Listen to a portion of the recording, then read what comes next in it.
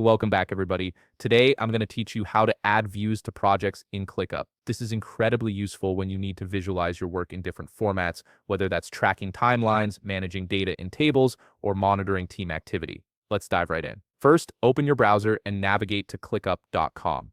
Once you're there, go ahead and log into your account using your credentials. Make sure you're entering the correct email and password to access your workspace smoothly.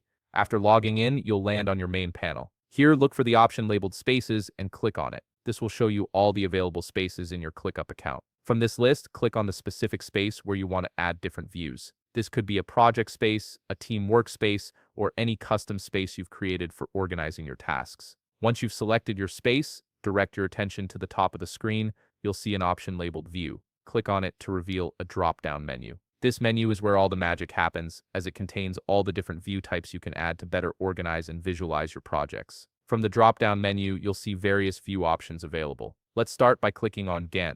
This view is perfect for those who need to track project timelines and dependencies visually. After clicking it, give it a moment to load. The system needs a few seconds to process and display your tasks in the Gantt chart format. Once it's fully loaded, you'll see a comprehensive Gantt view for your list, showing tasks laid out across a timeline with bars representing their duration and dependencies. Now let's explore another view. Click on View again at the top of the screen.